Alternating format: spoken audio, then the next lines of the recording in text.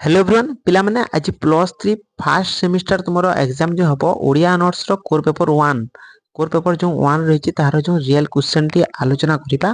तो एटा देखो तुम माने 2024-25 एकेडमी ईयर रो क्वेश्चन टी आसी छि भलो भाबरे वीडियो को देखो या फले तुम माने संपूर्ण माने क्वेश्चन को जानि परिबो कोन रही छि। तो फुल मार्क रहउछि तुमरो 100 मार्क। तो एटा होछि गोटे कॉलेज रो माने एग्जाम होई सारि छि फर्स्ट सेमिस्टर। तो सेही कॉलेज रो ए जो क्वेश्चन टी आलोचना करिबा।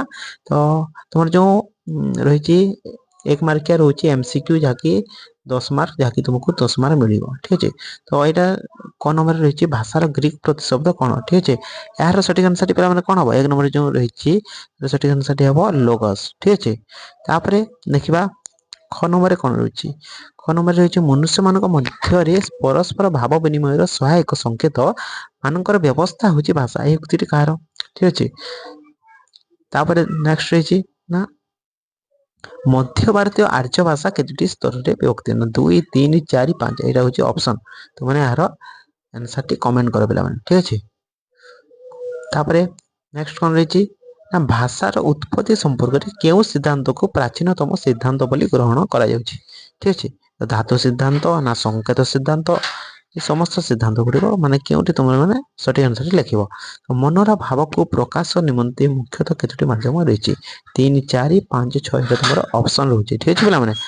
तापर देखिबा नेक्स्ट 6 नंबर जो रही प्राकृत सर्वस्वम ग्रंथ रे केते प्रकार अपभ्रंशर उल्लेख रही ठीक है। तुम ऑप्शन रही 20 24 27 30 ठीक है। सठिक आंसर लिखिबो। तो नेक्स्ट रही आंचलिक भाषा कहले क्या बुझे आंचलिक भाषा कहले कौन बुझे ना मूल भाषा ठीक अच्छे। तापर जो पृथ्वी रे प्रचलित भाषा समूह को प्राधान्य केते भाग रे विभक्त कराई छि केते भाग रे विभक्त कराई छि 3 4 5 6 नंबर ऑप्शन रही आंसर टी कमेंट करो पे माने ठीक अच्छे। तापर नेक्स्ट रही मानक भाषा को इंग्रजी रे कौन कह जाए मानक भाषा को इंग्रजी कौन कह जाए। तापर 2 नंबर तुम रही निम्नलिखित प्रश्नर उत्तर प्रत्येक 50 शब्द मध्य प्रदान कर जहाँकि तुम 2 मार्किया 9 रहा 18 मार्क तुमको मिल ठीक है पे। तो यहाँ क नंबर जो रही भाषा शब्दर उत्पत्तिगत अर्थ लेख भाषा शब्दर जो उत्पत्तिगत अर्थ लिख। ख नंबर रही भाषार केतोटी रूप अच्छी और कौन कौन। तापर नेक्स्ट रही भाषा को अर्जित संपत्ति बोली कहीं कहुचे। तापर नेक्स्ट रही राज्य भाषा और राष्ट्र भाषा मध्य पार्थक्य माने पार्थक्यटी कौन रही तुमने लिख ठीक है पे।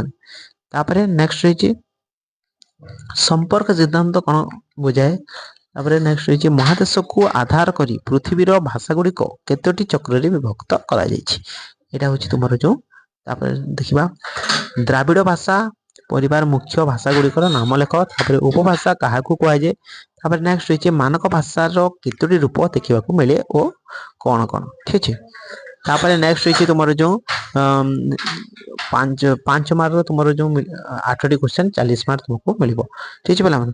तो ये जो रही निम्नलिखित जेकोसी 8टी प्रश्नर उत्तर प्रत्येक 250 शब्द मध्य प्रदान कर भाषार मौलिक तत्व गुड़िक कौन मैंने लिख भाषार मौलिक तत्व गुड़िक कौन से लिख 250 शब्द लिख। नेक्स्ट भाषार प्रकृति और प्रवृत्ति संपर्क में आलोचना भाषार प्रकृति कौन आ प्रवृत्ति कौन ता संपर्क में तुमने आलोचना कर।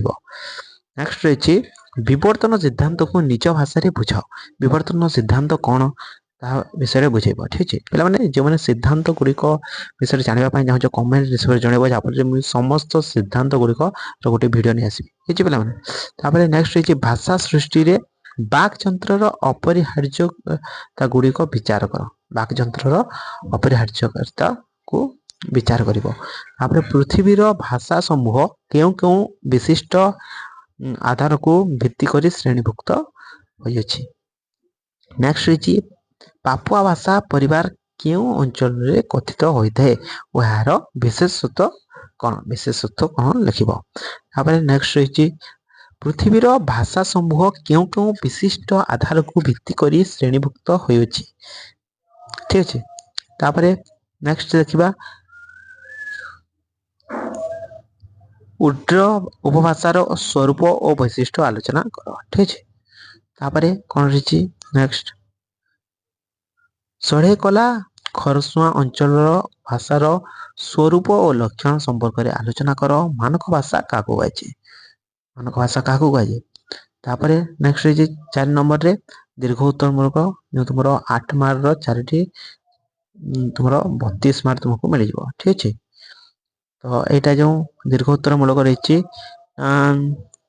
ଭାଷାର ସଂଜ୍ଞା ଓ ସ୍ୱରୂପ, ଭାଷାର ସଂଜ୍ଞା ସ୍ୱରୂପ ପ୍ରାୟ ତୁମମାନଙ୍କ ମଧ୍ୟ ଏକ୍ଜାମରେ ଆସିପାରେ। ସେଥିପାଇଁ ଏଇ ଯେଉଁ ଲଙ୍ଗ କ୍ୱେଶ୍ଚିନ୍ଟି ଭଲ ଭାବରେ ମାନେ ପ୍ରାକ୍ଟିସ କର, ମାନେ ଭଲ ଭାବରେ ମନେ ରଖ। ତୁମମାନେ ଏଇ ଲଙ୍ଗ କ୍ୱେଶ୍ଚିନ୍ଟି ନିଶ୍ଚିତ ଭାବରେ ଆସିଯିବ ତୁମର ଏକ୍ଜାମରେ। ନେକ୍ସଟ ରହିଛି ଭାଷାର ଉତ୍ପତ୍ତି ସମ୍ପଦରେ ପ୍ରଚଳିତ ଥିବା ବିଭିନ୍ନ ମତବାଦର ସମୀକ୍ଷା କର। ଠିକ ଅଛି, ପିଲାମାନେ ତାପରେ ରହିଛି ପୃଥିବୀର ଭାଷା ପରିବାର ଗୁଡ଼ିକର ନାମ ଲେଖ ଓ ତାହା କେଉଁ ଅଞ୍ଚଳରେ କଥିତ ଉଲ୍ଲେଖ କର। ନେକ୍ସଟ ରହିଛି ଇଣ୍ଡୋ ୟୁରୋପୀୟ ଭାଷା ପରିବାରର ବିଶିଷ୍ଟ ଲକ୍ଷଣ ମାନଙ୍କୁ ଆଲୋଚନା କର। ତାପରେ ନେକ୍ସଟ ରହିଛି ଦକ୍ଷିଣ ଓଡ଼ିଆ ଉପଭାଷା ବା ଦେଶୀୟ ଉପଭାଷାର ସ୍ୱରୂପ ଓ ବୈଶିଷ୍ଟ୍ୟ ନିରୂପଣ କର।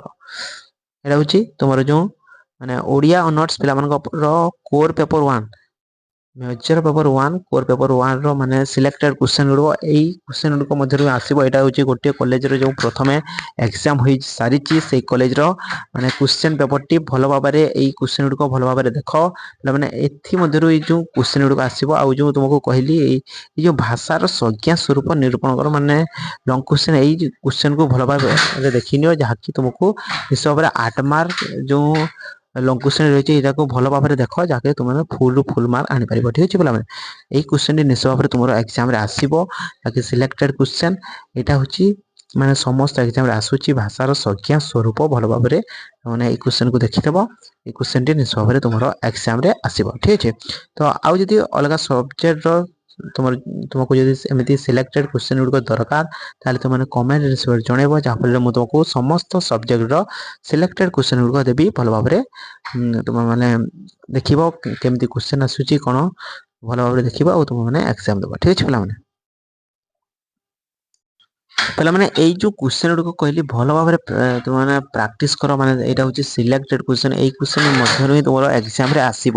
ଯଦି ତୁମମାନେ ଭଲ ଭାବରେ ଏଇ ଯେଉଁ କ୍ୱେଶ୍ଚନ୍ ଗୁଡ଼ିକ ଦେଖିକି ଯାଉଛ, ତାହେଲେ ତୁମମାନେ ଏକ୍ଜାମରେ ବହୁତ ଭଲ କରିପାରିବ, ଯାହାଫଳରେ ତୁମମାନେ ଭଲ ମାର୍କ ମଧ୍ୟ ଆଣିପାରିବ। ଠିକ ଅଛି, ଏଇଟା ହେଉଛି ତୁମର Odia honours core paper 1 first ସେମିଷ୍ଟାରର খুব শীঘ্র এক্সাম ହେବାକୁ ଯାଉଛି। ଭଲ ଭାବରେ ମାନେ ପଢ଼, କିଛି ବି ଯଦି ଡାଉଟ୍ ରହିଛି ତାହେଲେ କମେଣ୍ଟ ଜଣାଅ, ତାପରେ ମୁଁ ତୁମକୁ ସମ୍ପୂର୍ଣ୍ଣ ଡାଉଟ୍କୁ କ୍ଲିୟର କରିବି। ଠିକ ଅଛି ପିଲାମାନେ।